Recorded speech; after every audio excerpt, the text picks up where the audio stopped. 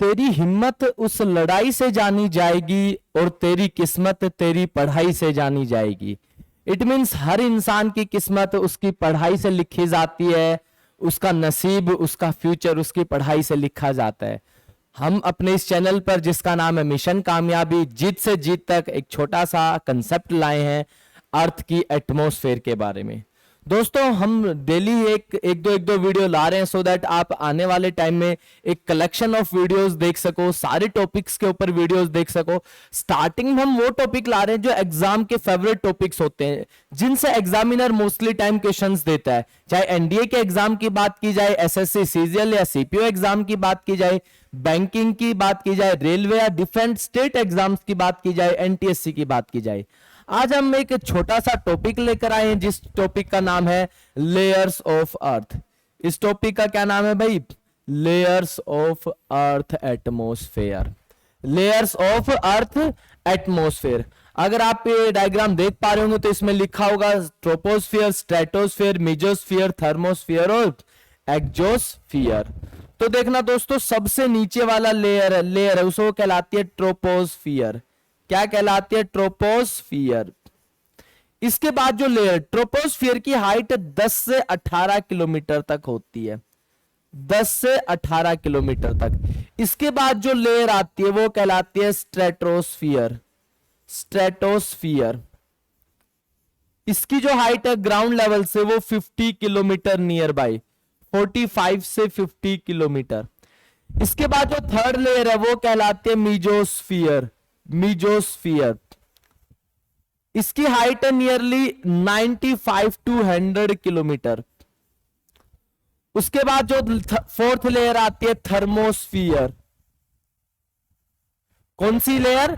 Thermosphere. इसकी height लगभग 550 to 600 kilometre. इसके बाद जो लास्ट लेयर जो हम मानते हैं उसको मानते हैं एक्सोस्फियर। एक्सोस्फियर, इसको लगभग हम 6 से 10 हजार किलोमीटर तक मानते हैं। उसके बाद अर्थ का जो एटमॉस्फेयर है वो बहुत रेयरली एग्जिस्ट करता है। सो दोस्तों, आप देख पा रहे होंगे ट्रोपोस्फियर, स्ट्रेटोस्फियर, मेजोस्फियर। एक मिनट, हाँ, तो देखना आप यहां पे इस तरफ आप देख पाओगे तो हाइट दी हुई है, ये एवरेज हाइट दी हुई, कहीं पे 10 किलोमीटर, कहीं पे 18 किलोमीटर। स्ट्रेटोस्फियर की बात की जाए 45 से 50 किलोमीटर। मीजोस्फियर की बात की जाए 95 से 100 किलोमीटर। थर्मोस्फियर नियरली माना जाता है 600 किलोमीटर तक। और एक्सोस्फियर मैंने आपको कहा 6 से 10 हजार किलोमीटर तक। दोस्तों, आज के दिन ये टॉपिक बड़ा इंपॉर्टेंट टॉपिक है। किसी भी कॉम्पिटिटिव एग्जाम में एसएससी कंडक्ट करवाए या यूपीएससी कंडक्ट करवाए या फिर जो स्टेट बोर्ड्स है वो कंडक्ट करवाए, ये पूछा जाएगा कि जो भी ज्योग्राफिकल फिनोमिना होता है, वेदर की जो भी फिनोमिना होते हैं वो कहां पे एग्जिस्ट करते हैं। आपने ओजोन लेयर के बारे में सुना होगा। ओजोन लेयर इनमें से कौन सी लेयर का पार्ट है? आपने ये सुना होगा कि जो भी एरोप्लेन्स होते हैं वो कौन सी लेयर में ट्रेवल करते हैं। और आपने ये भी सुना होगा जो सैटेलाइट्स हैं, जो यहां से अर्थ से एक सैटेलाइट छोड़ी जाती है, वो कौन सी लेयर के अंदर होती हैं। तो सारी चीजें हम वन आफ्टर वन अभी डिस्कस करेंगे। देखना दोस्तों, मैंने आपको बताया अर्थ के बेसिकली 5 लेयर हैं। आप यही डायग्राम से हम कर लेते हैं भाई, इसी डायग्राम से। जो पहली लेयर है जिसको हम स्ट्रेटोस्फियर कहते हैं, मैंने कहा आपको 10 से 18 किलोमीटर। इसके अंदर सारे weather phenomena,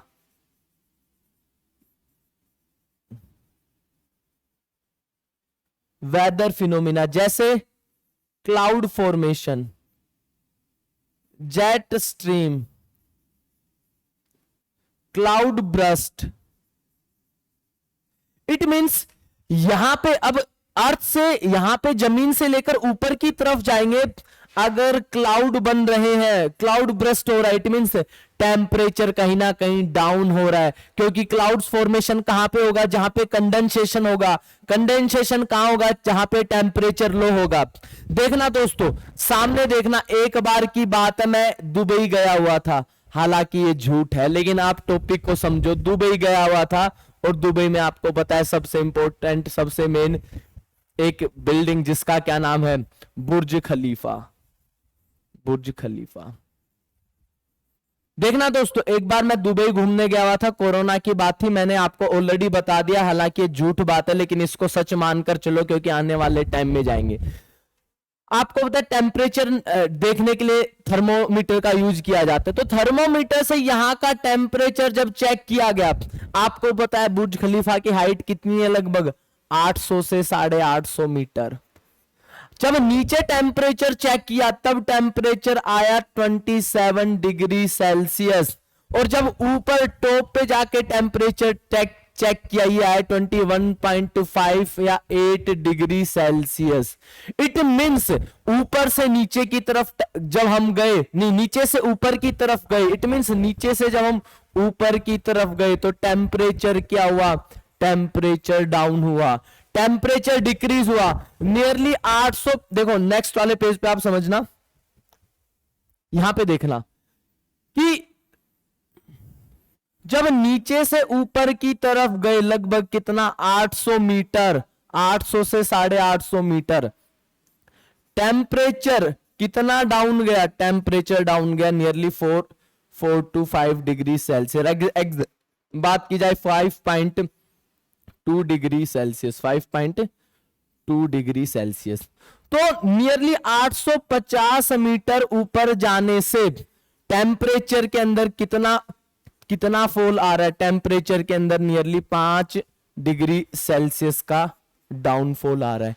it means 166 metre ऊपर जाने से 1 डिग्री सेल्सियस में डाउनफॉल आता है। ये क्वेश्चन यूपीएससी ने कुछ टाइम पहले पूछा था सीडीएस के एग्जाम में और एनडीए के एग्जाम में कि कितना मीटर ऊपर जाने पे 1 डिग्री सेल्सियस का डाउनफॉल होता है। तो at every 166 metre it means Burj Khalifa के जो नीचे का टेम्परेचर है और जो टॉप का टेम्परेचर है उसमें नियरली 5 डिग्री सेल्सियस का डिफरेंस है। आप लोग जब कभी घूमने जाओ मेरी तरह तो आप भी चेक करना कि भाई नीचे का टेम्परेचर और ऊपर का टेम्परेचर कितना होता है। ठीक है दोस्तों, तो पहले वाली अगर देखो, क्योंकि यूपीएससी बहुत बार क्या करती है कि टेम्परेचर भी पूछ लेती है कि भाई टेम्परेचर कैसे वेरी करता है, तो हम साथ ही साथ में टेम्परेचर का जो ग्राफ है वो भी बनाते जाएंगे। तो देखना दोस्तों, ये हमने बनाया इधर हाइट, इट मींस ये है ट्रोपोस्फियर और ये है टेम्परेचर। हमने जनरल टेम्परेचर माना 27 डिग्री सेल्सियस, ये 0 डिग्री इधर माइनस। तो ट्रोपोस्फियर में ऊपर की तरफ जाएंगे, क्लाउड बन रहे, it means temperature negative, temperature negative.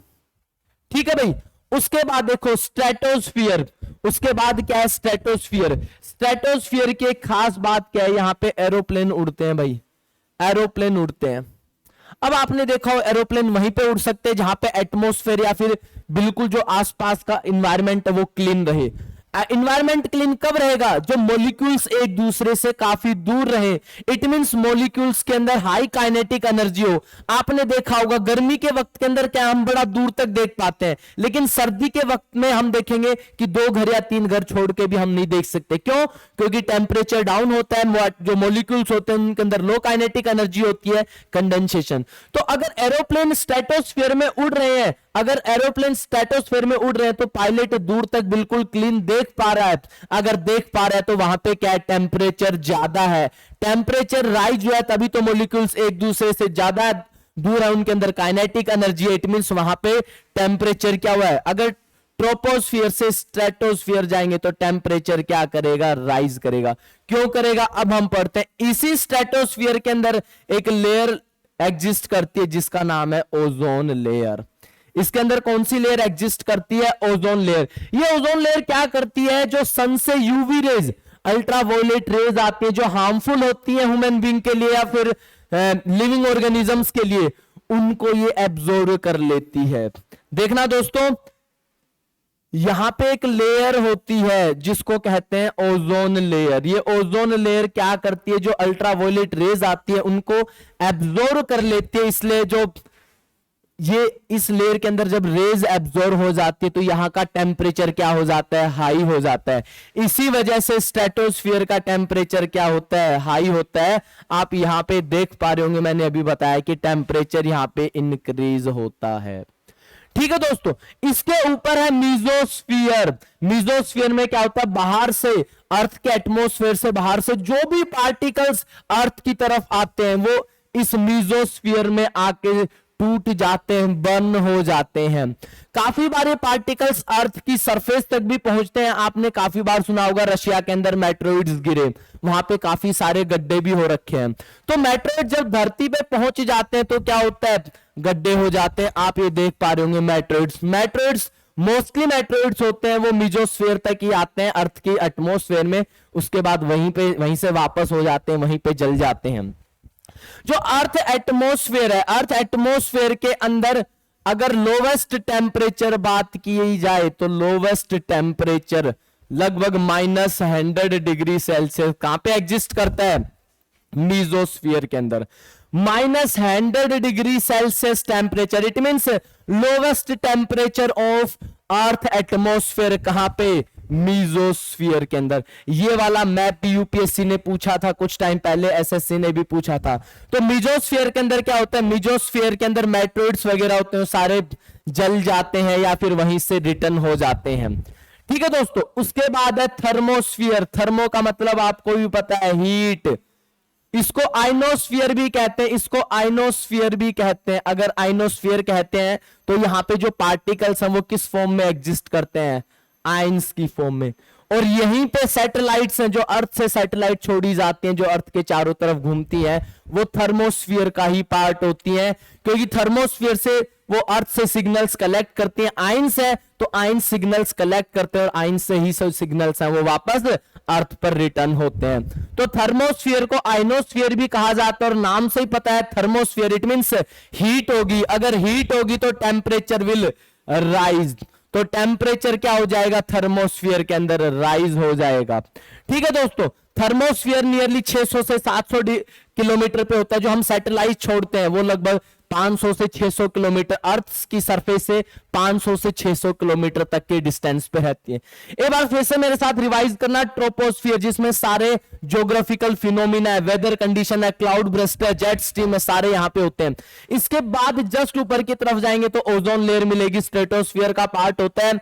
Ozone layer UV rays को एब्जॉर्ब कर लेते, इसलिए वहां का टेम्परेचर हाई हो जाता है। और स्ट्रेटोस्फियर के जो सबसे लोअर पार्ट है उसी के अंदर जो प्लेन्स हैं वो ट्रेवल करती हैं। उसके बाद मीजोस्फीयर, मीजोस्फीयर एक वो, देखो मीजोस्फीयर और स्ट्रेटोस्फीयर के अंदर क्या होता है, सडन टेम्परेचर चेंज होता है। मीजोस्फीयर और स्ट्रेटोस्फीयर में सडन टेम्परेचर चेंज होता है। मीजोस्फीयर में बाहर से जो भी मेट्रोइड्स आते हैं, वो वहां पे यहां पे बर्न हो जाते हैं, यहां पे स्प्लिट हो जाते हैं, और सबसे लोवेस्ट टेम्परेचर भी मीजोस्फीयर में मिलता है। थर्मोस्फीयर नाम से ही पता है, थर्मो का मतलब हीट, इसमें इट मींस यहां पे आयंस की फॉर्म के अंदर पार्टिकल एग्जिस्ट करते हैं, और ये ही आयंस हेल्प करते हैं सैटेलाइट्स को वर्क करने के अंदर, कि भाई अर्थ की सरफेस से जो भी ये सिग्नल्स कलेक्ट करते हैं in the form of ions, और यहां से फिर जो इंफॉर्मेशन है वो वापस रिटर्न करते हैं। इसके बाद जो लास्ट लेयर है इसको कहते हैं एक्सोस्फीयर। थर्मोस्फीयर के बाद नियरली हम 6 से 7 हजार किलोमीटर तक एक्सोस्फीयर मानते हैं, जहां पे आप देख पा रहे होंगे स्पेस शिप्स हैं, सैटेलाइट के ऊपर वाले पार्ट के अंदर स्पेस शिप्स रहती हैं, ये कहीं कहीं एक्सोस्फीयर में एग्जिस्ट करती हैं। 6-7 हजार किलोमीटर के बाद हम ये मानते हैं कि अर्थ की एटमॉस्फेयर है उसके अंदर बहुत कम ऐसी चीजें या फिर गैसेज है जो कभी एग्जिस्ट करती हैं। उसके बाद तो इनफाइनाइट जगह तक क्या होता है, अर्थ के में जो बाहर की एटमॉस्फेयर है उसका इन्फ्लुएंस होता है। सो दोस्तों, आज हमने डिस्कस किया अर्थ की एटमॉस्फेयर की जो लेयर्स हैं, 5 लेयर्स के बारे में। इनसे डिफरेंट क्वेश्चंस आज के दिन एग्जाम के अंदर ट्रेंडिंग है, जो डिफरेंट एग्जाम्स में पूछे जा रहे हैं, चाहे एनटीएससी की बात की जाए, एसएससी की बात की जाए, सीपीओ, जैसे भी एनडीए का एग्जाम आने वाला है कुछ दिन बाद, बहुत इंपॉर्टेंट टॉपिक है। एनटीएससी का एग्जाम 2 महीने बाद होने वाला है, एसएससी सीपीओ का एग्जाम आपका नवंबर के अंदर, एसएससी सीजीएल का एग्जाम आपका दिसंबर के अंदर, दिल्ली पुलिस का एग्जाम है या हरियाणा सीईटी का एग्जाम है वो भी अक्टूबर और नवंबर के अंदर है। तो ये सारे ही टॉपिक बड़े इंपॉर्टेंट है। आई होप सो आपको ये चीजें समझ आई होंगी जो हमने बताने की कोशिश की। हम कोशिश करेंगे छोटे छोटे टॉपिक से आपका हर एक पॉइंट क्लियर किया जाए। लेकिन आपसे भी एक रिक्वेस्ट है, जो हमारा चैनल है इसको सब्सक्राइब पक्का करो। आप लोग क्या कर रहे हो, वीडियोस तो पक्का देख रहे हो, लेकिन वीडियोस के साथ साथ आप इतना प्यार दे रहे हो, इतना साथ दे रहे हो, हम लोगों को मोटिवेट कर रहे हो। लेकिन आप कोशिश करो आपके दोस्त, आपके जो भी रिलेटिव्स है इस चैनल को पक्का सब्सक्राइब करें, सो दैट हमें एक मोटिवेशन मिले कि आगे बढ़ते रहे। होप सो दोस्तों ये वीडियो, छोटी सी वीडियो आपको पसंद आएगी। मिलते हैं नेक्स्ट वीडियो के साथ। Thank you.